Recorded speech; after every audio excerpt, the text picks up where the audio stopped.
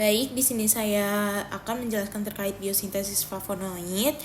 Jadi di sini saya mengambil sumber dari buku yang berjudul Mengenal Senyawa Alami, Pembentukan dan Pengelompokan Secara Kimia. Jadi flavonoid ini memiliki 3 jenis kerangka karbon, yaitu flavonoid, isoflavonoid, dan neoflavonoid. Di bawah ini merupakan 3 strukturnya. Biosintesis flavonoid ini dimulai dari pengubahan asam sinamat menjadi sinamoyl-CoA yang diikuti oleh kondensasi dengan 3 unit asetil-CoA menghasilkan suatu poliketida. Siklisasi dan dehidrasi poliketida membentuk senyawa flavonoid golongan kalkon. Modifikasi lebih lanjut, kerangka kalkon menghasilkan flavanon, flavanonol, flavonol, flavanauron, dan isoflavonoid, seperti yang ditunjukkan pada gambar di bawah ini. Jadi di sini merupakan flavonoid yang dibiosintesis menjadi membentuk asam sinamat menjadi sinamoyl-CoA, lalu diikuti dengan kondensasi dengan 3 unit asetil-CoA, lalu menghasilkan suatu poliketida.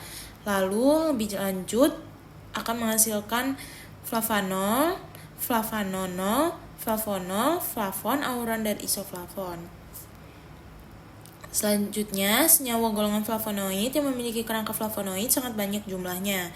Sementara itu, senyawa yang memiliki kerangka isoflavonoid dan neoflavonoid relatif sedikit. Contoh senyawa yang memiliki kerangka isoflavon antara lain isoflavon, pterokarpan, kumestan, dan rutenoid. Selanjutnya, contoh senyawa yang memiliki kerangka neoflavonoid yaitu 4-aryl kumarin dan dalbergion. Di bawah ini adalah gambar struktur dari senyawa berkerangka isoflavon dan neoflavon. Di sini ada isoflavon, pterokarpan, kumestan, rutenoid, 4-aryl kumarin, dan dalbergion. Selanjutnya, di sini saya akan menjelaskan terkait biosintesis flavonoid. Di sini saya mengambil sumber yaitu buku yang berjudul Screening Aktivitas Tumbuhan yang berpotensi sebagai bahan antimikroba di kawasan Lebrock, Aceh Besar. Jadi flavonoid ini merupakan kelompok senyawa polifenol memiliki keragaman struktur dan karakteristik kimia.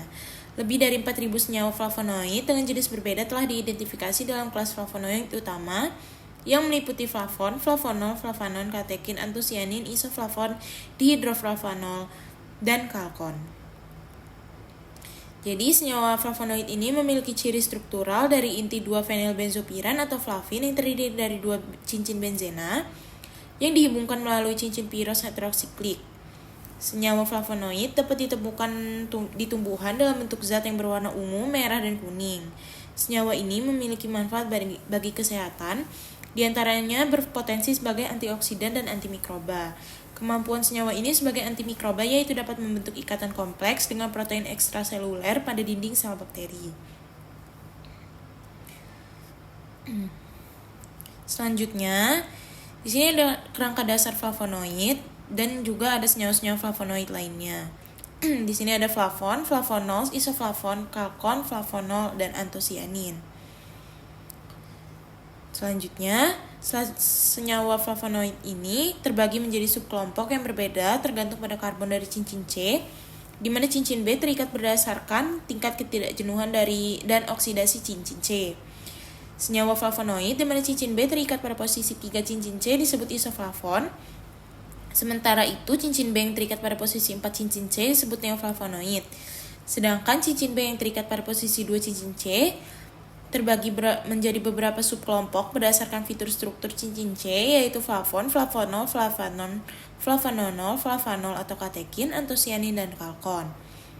Biosintesis senyawa flavonoid berasal dari unit fenilpropana C6C3 yang diturunkan melalui asam sikimat dan penilalanin serta unit C6 dari 3 molekul malonin CoA. Selanjutnya di sini saya akan membahas terkait kedelai yang mengandung senyawa isoflavon. Di sini saya mengambil sumber dari buku yang berjudul Pemberian Kecambah Kacang Kedelai terhadap Profil Lipid.